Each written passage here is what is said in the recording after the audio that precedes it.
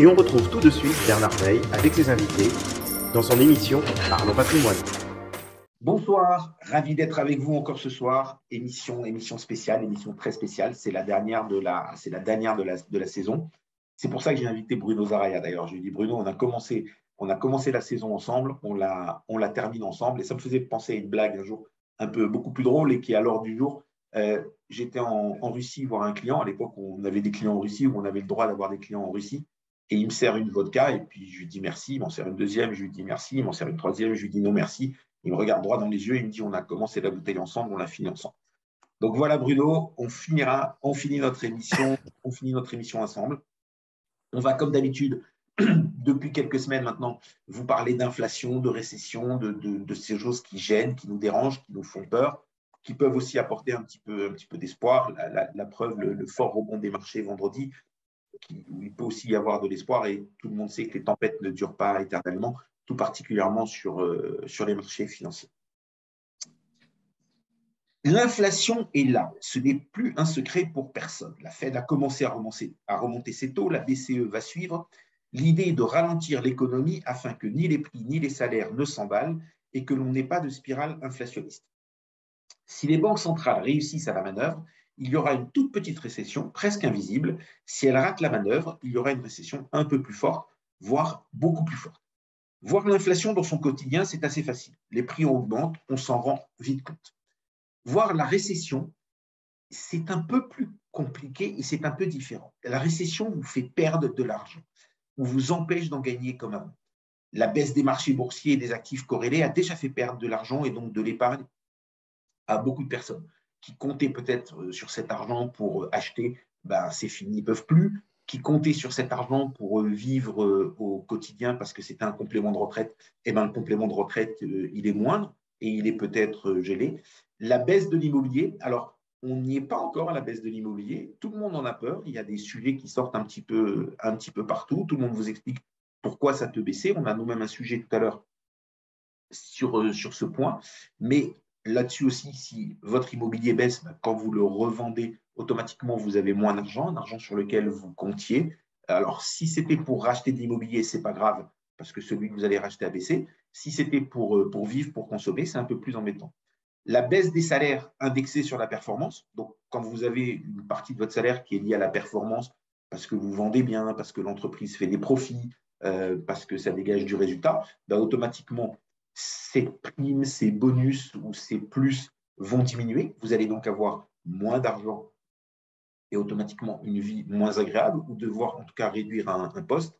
La baisse des offres d'emploi, donc il y aura moins d'offres d'emploi si on a une récession, le chômage risque un petit peu d'augmenter, donc peut-être un emploi un peu moins bien payé ou un emploi avec un peu plus de vacances et de taux de vacances. Et ensuite, bien sûr, si la récession s'installe, des licenciements qui peuvent être compliqués parce que c'est compliqué de retrouver du travail, parce qu'un licenciement, on peut aussi on perd de l'argent, on perd des revenus, et il y a certains pays où les aides au chômage sont beaucoup moins généreuses que dans d'autres.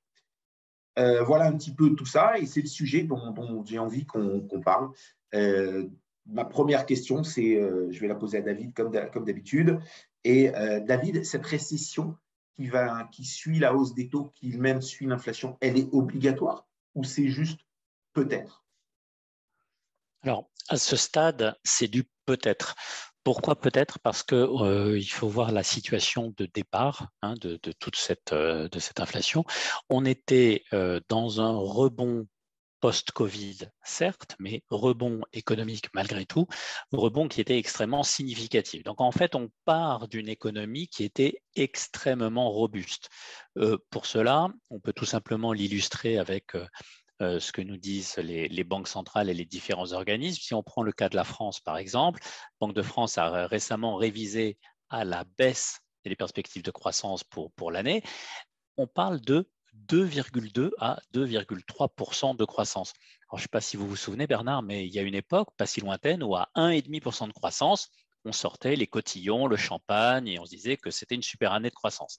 Donc, voilà, donc on part d'une année où effectivement on était sur des rythmes de croissance à plus 5, plus 6% qui sont des rythmes de croissance totalement anormaux, hein. C'est du sur-régime. Donc pour le moment, voilà, l'hésitation, et c'est pour ça qu'il y a un peut-être, c'est il y a une possibilité, et c'est d'ailleurs le gros pari de la Fed. Hein, actuellement, la Fed, elle a remonté, il y a eu à peu près historiquement 14 cycles de taux d'intérêt. 3 fois sur les 14 fois, ils n'ont pas déclenché de récession derrière. Alors vous me direz, les chiffres ne sont pas tout à fait en notre faveur, hein, c'est en termes de probabilité, c'est pas terrible, mais malgré tout, ça peut arriver. Et là, comme on part d'une situation qui était exceptionnellement forte et solide, on peut imaginer, envisager qu'il n'y aura pas de récession, ou que si on en a une, elle sera plutôt faible et technique. Alors, on va poser exactement la même question à Jonathan Baltora d'AXA. Donc, la récession, Jonathan, pour vous, c'est une évidence. Elle suit la hausse des taux, puisque la hausse des taux va ralentir l'économie et donc on va rentrer dans un régime récessionniste. Ou vous partagez l'avis de David et c'est loin d'être une évidence et d'ailleurs, c'est loin d'être sûr qu'elle arrive. Alors moi, j'aurais tendance à dire qu'une récession est probable, mais qu'il faut bien faire attention à quel type de récession est-ce qu'on parle. Parce que quand on parle récession, on peut en voir une comme en 2008, une crise financière. C'est souvent quelque chose de très profond avec des conséquences très durables, ou alors une récession plus classique, comme ce qu'on avait pu voir au début des années 2000 ou dans les années 90, avec finalement un excès de demande qui est corrigé par un excès de demande qui va créer un excès de stock dans les entreprises, des problématiques de synchronisation entre l'offre et la demande, et puis une récession qui vient pour corriger tout ça. Donc moi, j'aurais tendance à dire qu'une récession, de mon point de vue, elle est probable, et on voit d'ailleurs à ce sujet-là beaucoup d'indicateurs qui viennent s'ajouter à ça récemment, qui renforcent un peu cette conviction. Premièrement, on voit les indicateurs d'activité comme les indices PMI, c'est les indicateurs de directeurs d'achat. Et ceux qui ont été publiés la semaine dernière sont clairement en baisse et laissent entrevoir une contraction en Europe. Au-delà de ça, il faut quand même voir qu'on était dans un environnement de rebond économique dans le post-Covid, qui était un rebond qui a été tiré par le consommateur. Les entreprises ont finalement assez peu investi. Et donc, c'est la demande des consommateurs qui venaient chercher à dépenser l'excès d'épargne qui avait été accumulé pendant les différents confinements, qui avait été créateur de tous ces chocs d'inflation qu'on avait. Et donc, je dirais que là, on arrive un peu au bout. Et donc, le consommateur s'essouffle. Le consommateur s'essouffle parce qu'il y a beaucoup d'inflation et que cette inflation n'est pas compensée par la hausse des salaires. Même aux États-Unis, où on a des hausses de salaires qui sont importantes, supérieures à 5% sur une année, mais on est quasiment 2 fois en dessous du rythme de l'inflation. En zone euro, les salaires commencent à augmenter. On est sur un rythme de croissance des salaires de 2,8%. Ça va continuer de notre point de vue, donc ça va mettre un peu la pression sur les entreprises. Tout ça pour dire que les nuages s'accumulent. Les indicateurs de directeurs d'achat, les PMI, sont en ralentissement. Mais pour donner quelque chose qui est un peu plus anecdotique, à chaque fois sur les 40 dernières années qu'on a eu un taux d'inflation aux États-Unis supérieur à 5%, l'année suivante a été une année de récession. Est-ce que ce sera une récession profonde, une récession dure? Probablement pas, puisque les mécanismes stabilisateurs, la dépense budgétaire est toujours là, toujours très présente. Mais en tout cas, il faut s'attendre à un ralentissement assez marqué de l'activité économique dans les mois qui viennent. Et en tout cas, même si on n'arrive pas dans une récession très profonde, c'est quelque chose qui va animer les marchés financiers, qui va tenir en haleine l'ensemble des intervenants sur les marchés pendant les 3 à 6 mois à venir, je pense. Alors, je vais un petit peu reprendre certains de vos éléments. Donc, de toute façon, on est en train de ralentir et on va continuer à ralentir. Ça, c'est clair. On le voit dans les chiffres et on le voit dans les indicateurs avancés. Ce qu'on ne sait pas, c'est si ce ralentissement va techniquement marquer une récession. Donc, une récession, c'est 2 trimestres consécutifs avec une croissance négative. Mais par contre, de toute façon, ça va créer un ralentissement et les marchés vont analyser, intégrer ce ralentissement. Et à la limite, pour les marchés, ce qui compte, c'est si ça baisse. Si après, ça baisse de 0, on est à moins 0,1 ou plus 0,005, les marchés, ils risquent d'analyser de la même manière. Donc là, maintenant, ce qu'on essaie de voir, c'est comment est-ce que ça va se traduire sur les marchés. Et là, on a notre grand spécialiste, on a Bruno Zaraya qui va nous dire, à votre avis, Bruno, comment est-ce que tout ça va se traduire sur les marchés? Alors, en une seconde, Bruno, dites-nous si vous voyez si vous aussi vous voyez la récession ou si vous la voyez pas, mais plutôt si vous pouviez concentrer votre réponse sur comment est-ce que cela va se traduire sur les marchés. Merci, bonjour Bernard, bonjour aux auditeurs, aux auditrices, bonsoir, pardon. Non, déjà, je peux vous dire que nous, à ce stade, pour l'instant, on ne la voit pas. C'est-à-dire qu'on est encore face à une énième peur, hein. On parle de récession après tous les 8 mois, depuis maintenant 8 ans. Donc, on a plus ou moins des bonnes raisons de le faire. Si on devait regarder le verre à moitié plein, on dirait qu'on est content de connaître cette situation après la pandémie et pas avant la pandémie. Parce que si on avait connu ces situations de tension ou d'inflation avant la pandémie, mais ce n'est pour quelque chose, on aurait été très embêtés. Et aujourd'hui, on considère qu'il y a une inflation structurellement élevée, mais conjoncturelle à ce niveau-là. C'est-à-dire que des chiffres entre 5 et 10% selon les pays, pour nous, c'est conjoncturel. En revanche, elle est structurellement élevée parce que la relocalisation après la pandémie, parce que l'indépendance énergétique, etc. etc. Suite à ça, nous, pour l'instant, on voit bien que la croissance va décélérer. Elle était sur des niveaux qui étaient élevés, donc elle va décélérer. Est-ce qu'elle va atteindre des niveaux de récession? Pour l'instant, on ne le croit pas. Mais pour faire le lien avec votre question, ce qui est important par rapport à vos auditeurs et auditrices, c'est qu'est-ce que le marché intègre aujourd'hui? Parce que finalement, personne n'a de boule de cristal pour demain, mais on peut déjà voir ce qu'on intègre aujourd'hui. Or, on est sur un marché qui, une fois de plus, aime avoir peur et se fait très peur. On se serait vu il y a 15 jours, on aurait eu des values des bancaires plus ou moins bien positionnés. Ce n'est plus le cas aujourd'hui, ce sera le cas dans 15 jours. Moi, par rapport à ça, il y a deux choses importantes. La première, c'est que aujourd'hui, les marchés, sur ces niveaux de valorisation pour certains titres, intègrent déjà une forme de récession, voire une bonne récession. C'est vrai sur des bancaires, c'est vrai sur des valeurs cycliques plus ou moins agressives. Il faut comprendre que les chiffres sont assez difficiles à interpréter parce que vous avez beaucoup d'organes de production qui sont arrêtés pour des questions autres qu'une récession ou de croissance ou autre. Si je prends par l'automobile, c'est pas normal d'avoir des chiffres de PMI en difficulté lorsque vous avez X chaînes de production dans tous les pays européens qui sont quasiment à l'arrêt. Et en fait, il y a des secteurs qui, eux, profitent à plein, contrairement à contrario, comme le tourisme, comme l'aviation, comme l'hôtellerie, où là, vous avez des chiffres qui sont hallucinants et qui continuent d'être hallucinants. Nous, on croit que aujourd'hui, le marché intègre une récession et que donc toute surprise positive sera un rebond salvateur sur les marchés. Je pense que et là, je suis complètement d'accord avec Monsieur Baltorage, c'est-à-dire que aujourd'hui, nous, on considère que l'année boursière n'a pas commencé. Alors, c'est bizarre de dire ça comme ça, mais elle n'a pas commencé et que probablement l'année boursière se jouera entre mi-septembre et mi-novembre, lorsqu'on aura un peu de recul sur les différentes statistiques et leurs impacts sur l'économie. Maintenant, je me permets juste de prendre une petite minute pour vous montrer un exemple que je trouve intéressant par rapport à ce que nous, on vit en tant que gérant et comment les gens ont peur sur les marchés. La semaine dernière, il y a un broker, donc un acteur qui peut conseiller ou conseiller l'achat d'un titre ou la vente d'un titre, qui est passé de sur pondéré à neutre sur un titre qui s'appelle Arcelor. Bon. Le jour où il passe, donc il décote sa valeur, la valeur a perdu 10% en bourse. Elle est passée de 25 euros à 22,50 euros. Bon. L'objectif de cours de cette personne est 33 euros. C'est-à-dire qu'en fait, vous êtes face à quelqu'un qui vous dit je sous-pondère une valeur qui a pour moi un objectif de 40% au-dessus. C'est pour vous montrer les aberrations auxquelles on doit faire face tous les jours parce que les gens ont peur, parce qu'on parle aujourd'hui de récession, mais on parlait de récession en août 2015, on parlait de récession en décembre 2018, on parlait de récession en 2020 lorsqu'il y avait la guerre commerciale entre la Chine et les États-Unis. Un jour ou l'autre, on en parlera à juste titre, et il est normal d'en parler après ce qui est inflationniste, mais il faut quand même des raisonnements qui bouclent, et on ne peut pas à la fois parler de récession, acheter de la croissance, parler de récession, on va les taux monter, et il y a quand même à un moment donné une forme d'harmonisation au moins de quelques éléments macroéconomiques. Nous, par rapport à nos outils aujourd'hui de risque, on considère que la récession, ce n'est pas le scénario le plus probable, en tout cas en Europe, et que du coup, il y a des valos sur les marchés européens qui intègrent ça de façon probablement surestimée, laissant des décotes de 40, 50, voire 60% en fonction des titres. OK, donc ça, c'est bien intégré. Donc, pour vous, on est à peu près… D'abord, pour vous, il n'y a pas de récession. On ne la voit pas aujourd'hui, donc bon, elle pourrait vous surprendre. Mais en tout cas, on la voit pas aujourd'hui.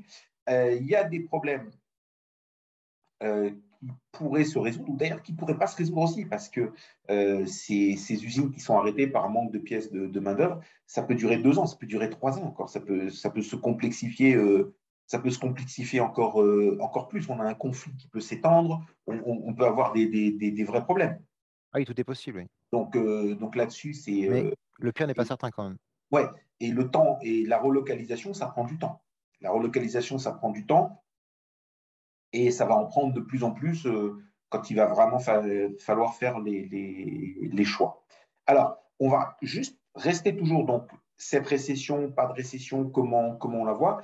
Et cette fois-ci, on va passer vers deux personnes qui sont dans des univers moins professionnels par rapport à ce type d'analyse économique et qui vont donc avoir une vision peut-être un peu différente et un point de vue un peu différent. On laisse parler d'abord Marie-Caroline et ensuite ce sera au tour de Maëlle. Vous en pensez quoi, Marie-Caroline? Donc, juste pour rappeler, vous avez un passé de trader, donc vous étiez au cœur du cyclone. Maintenant, vous avez un petit peu changé, vous êtes coach financière, donc vous restez toujours dans la finance, mais peut-être un peu moins concentré sur ces sujets. Donc, comment vous voyez ça et comment vous réfléchissez à ça et vous abordez ça? Bah, clairement, récession, c'est une possibilité. Après, je ne vois pas de grosse récession. Donc, récession, comme vous avez dit, c'est 2 trimestres de baisse du PIB. Donc, pourquoi pas? L'économie est un peu en surchauffe, donc que ça diminue, clairement, c'est tout à fait possible. Après, je pense qu'il y a quand même des statistiques qui sont hyper positives. Par exemple, aux États-Unis, où pour la première fois depuis l'apparition des statistiques, il y a plus de jobs ouverts que de personnes qui cherchent. Donc, même si on parle de récession, le temps, pour qu'il y ait du chômage de masse, etc., il y a quand même une grosse différence par rapport à avant. Voilà. Et après, vous avez parlé aussi d'immobilier, tout ce qui est taux fixe en France, je pense on est très protégé puisque les taux fixes sont à 20 ans, 30 ans pour acheter un bien. Par contre, c'est beaucoup plus volatile dans les pays anglo-saxons où on a besoin de ce qui s'appelle remortgage, donc de renégocier son prêt tous les 2, 3 ou voire 5 ans. Clairement, si les taux montent, ça va impacter la possibilité de refinancer de beaucoup de personnes. Du coup, beaucoup de personnes vont devoir possiblement vendre leurs biens, puisque tout le monde va vendre en même temps, c'est possible que le marché crache un peu. Mais encore une fois, c'est vraiment plus anglo-saxon que français. Donc, oui, pour moi, récession très possible. Encore une fois, ça va dépendre vraiment des banques centrales et à quel point elles vont devoir vraiment augmenter les taux. Et comme on a vu en fin de semaine dernière où les marchés ont bien remonté, tout le monde est en train de réassesser un peu entre l'économie qui commence progressivement à ralentir et donc est-ce que les banques centrales vont devoir autant monter les taux d'intérêt que ce qu'elles avaient anticipé auparavant. Donc j'ai l'impression qu'en ce moment, il y a beaucoup de monde qui se repose des questions, qui se remettent en question et du coup, les prochaines semaines vont être, à mon avis, intéressantes. Alors, je vais juste rebondir sur une petite chose que vous avez dit. On va repasser sur David avant de laisser la conclusion à Maëlle. Vous avez dit il est possible que l'immobilier craque un petit peu. Vous avez dit que ça craque un peu. Donc, mais si ça craque un peu, ça craque quand même. Et donc, justement, l'idée, c'est de se dire, si les banques centrales doivent continuer à monter les taux, tout particulièrement les banques centrales des pays où la majeure partie des crédits sont des crédits à taux variable, ça va faire monter les mensualités de crédit des emprunteurs. De plus en plus d'emprunteurs ne pourront plus payer leur mensualité. Leur bien immobilier finira saisi par la banque, vendu aux enchères. Donc en France, tout ça, ça peut mettre 5 ans. Il y a des pays comme les États-Unis ou des pays anglo-saxons avec une vision très libérale où ça va beaucoup plus vite. Est-ce que, et c'est ça ma question pour David, est-ce que ce point-là pourrait être un point de rupture qui pourrait déterminer si on va vers la récession ou si on ne va pas vers la récession? Est-ce que je peux dire, est-ce que vous trouvez que c'est logique de dire si l'immobilier craque, on n'échappera pas à la récession? Si l'immobilier ne craque pas, c'est pas sûr qu'on ait une récession. Est-ce que vous êtes d'accord avec ça ou non, vous avez une vision un peu différente? Alors, effectivement, l'immobilier est une courroie de transmission économique qui est assez puissante, hein, puisque derrière l'immobilier, vous avez la construction. Et la construction, c'est énormément d'emplois. Donc voilà, donc on dit souvent quand la construction va, tout va. Donc c'est une courroie de transmission économique qui est importante. Maintenant, tout est une question d'amplitude. Donc quand on dit, alors effectivement, si on dit que l'immobilier baisse, ce qui est probable, hein, avec la hausse des taux, le renchérissement, il y a un effet ciseau. C'est-à-dire qu'on a eu des prix immobiliers qui ont beaucoup augmenté ces derniers temps, ce que la mesure que les anglo-saxons appellent affordability, c'est-à-dire combien on peut s'offrir, voilà, combien on peut se payer d'immobilier. C'est quelque chose qui va diminuer, hein, avec cette hausse des taux. Maintenant, dire qu'il va y avoir un crack ou pas, pour qu'il y ait crack, généralement, il faut de gros excès. Est-ce que la situation actuelle est une situation de gros excès? Pas autant que là où on en était en 2006-2007. Voilà. Donc, difficile d'en dire beaucoup plus à ce stade. Mais c'est sûr que si on avait un vrai crack immobilier durable comme on en a eu en 2007, oui, bien sûr, l'économie ne s'en tirerait pas saine et sauve. Parfait, merci. Alors, Maël, on va vous laisser donner votre point de vue, conclure, et après on repassera la parole à David pour le point marché. Bonsoir. Donc, bon, je vais faire un peu la synthèse de tout ce qu'on s'est dit ces dernières émissions, parce que je trouve que le scénario, il suit un peu nos prédictions. Donc, on avait dit que les marchés allaient être un peu tendus jusqu'à la fin de l'année. Pour l'instant, c'est ce qui se passe. On avait prévu ces dernières émissions qu'on allait subir une inflation entre 7 et 8%, c'est un peu ce qui se passe. On avait dit également que les banques centrales, elles allaient remonter les taux pour calmer un peu le jeu jusqu'à la fin de l'année et qu'on savait déjà que l'année prochaine, elles allaient le rebaisser. Bon, ça, c'est vraisemblablement ce qui va se passer. Selon moi, vu combien les pays se sont endettés ces dernières années, vu justement que la situation était bien repartie post-Covid et que là, c'est en train de partir un petit peu en nœud de boudin, moi, je ne vois pas les États laisser faire. Donc, je pense que les États vont intervenir avec vigueur. Maintenant, est-ce qu'ils peuvent bloquer et stopper une récession? Ça, je ne peux pas vous le dire. Mais en tout cas, si on se tient à notre scénario, vraisemblablement, il n'y aura pas de récession. Mais on sera fixé d'ici la fin de l'année. C'était concis. Bien, il n'y a rien à dire là-dessus. Donc, ça, c'était la synthèse. Et donc, si j'ai bien compris, la conclusion, c'est qu'on sera fixé à la fin de l'année. Alors, la récession, moi, je ne pense pas. Mais encore une fois, je suis un professionnel de l'économie, comme vous le savez, Bernard. Et donc, moi, je ne pense pas qu'il y aura une récession à venir. Moi, je pense qu'on va avoir des marchés qui vont être extrêmement chahutés de l'inflation jusqu'à la fin de l'année et que ça va un peu se calmer parce que les fondamentaux sont quand même pas mauvais. J'ai bon espoir que les capacités de production reviennent à des rythmes un peu plus raisonnables d'ici la fin de l'année et que tout ce qui manque, finalement, ça manque un peu moins et qu'on s'habitue et qu'on vive avec finalement des prix qui seront légèrement plus élevés que ce qu'on a pu connaître ces dernières années. Mais au final, les salaires augmentent. Ça ne sera jamais suffisant, mais les salaires augmentent. L'immobilier, je ne le vois pas se casser la figure non plus. Je pense qu'il va baisser un petit peu, mais je ne le vois pas se casser la figure non plus. C'est vraiment la valeur refuge. Et c'est très européen, l'immobilier, donc je ne le vois pas se casser la figure. On n'est quand même pas dans une situation si catastrophique qu'on subisse un crack comme ce qu'on a pu connaître il y a une vingtaine d'années. OK. Allez, je vais vous faire une conclusion en 15-20 secondes. Donc, on va dire, allez. Bruno parlait de peur. Vous, visiblement, vous n'avez pas peur, Maël.